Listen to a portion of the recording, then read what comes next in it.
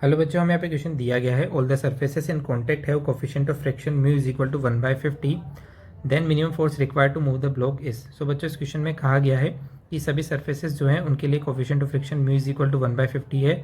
हमें यहाँ पे फाइंड आउट करना है कि मिनिमम फोर्स कितना यहाँ पे रिक्वायर्ड होगा इन ब्लॉक्स को मूव कराने के लिए। तो चलिए क्वेश्चन को यहाँ पे सोल्व करते हैं। सो देखिए, अकॉर्डिंग टू गिवन क्वेश्चन कुछ इस प्रकार की सिचुएशन है। मान लेते हैं कि जो मिनिमम फोर्स रिक्वायर्ड है उसकी वैल्यू एफ है। तो इधर लग जाएगी टेंशन टी, इधर लग जाएगी टेंशन टी, ठीक है। यहाँ टेंशन आ जाएगी 2T।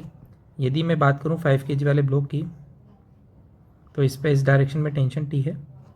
मान लेते हैं इस डायरेक्शन में एक फ्रिक्शन लग रहा है F2, ठीक है। इस F2 की मैक्सिमम वैल्यू कितनी होगी, μmg, तो ये हो जाएगा μ5g के बराबर, ठीक है। यदि मैं बात करूँ 10 kg वाले ब्लॉक की, तो इस पर कौन कौन से फोर्सेस लग रहे हैं, तो देखिए जो F2 वाला फ्रिक्शन इस पर इधर लग रहा था, इस पर फ्रिक्शन लगेगा F2 वाला इधर, टेंशन T इस पे भी लग रही है, ठीक है। और जो ग्राउंड है जिस सरफेस के साथ एक कॉन्टैक्ट पे, उसकी वजह से भी एक फ्रिक्शन लगेगा F1 जो कि इस डायरेक्शन में यहाँ पे लगेगा। इन सभी को बैलेंस कौन कर रहा होगा, ये वाला F फोर्स कर रहा होगा। तो यदि ये F फोर्स इनके बराबर हो जाएगा तो ब्लॉक यहाँ पे मूव कर जाएंगे। सो यहाँ पे अपन इस F के लिए लिख सकते हैं F किसके बराबर हो जाएगा, T plus F1 plus F2 के, ठीक है।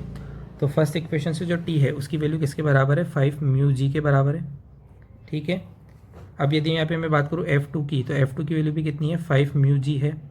F1 की बात करते हैं तो इसके लिए जो यहाँ पे नॉर्मल फोर्स है वो कितना हो जाएगा, यहाँ पे देखिए नीचे इसकी तरफ लग रहा है 10g, ऊपर वाले ब्लॉक का नीचे लगेगा 5g।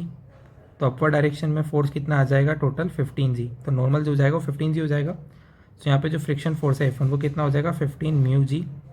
सो ये टोटल हो जाएगा हमारे पास 25 μg। 25g, म्यू हमें दिया हुआ है 1/50, ठीक है। तो 25 से 2 टाइम कैंसिल आउट हो गया, ठीक है। g की वैल्यू 10, तो 10/2 which is equal to 5 newton. तो जो मिनिमम फोर्स रिक्वायर्ड होगा उसकी वैल्यू कितनी आ जाएगी, 5 न्यूटन आ जाएगी। Thank you.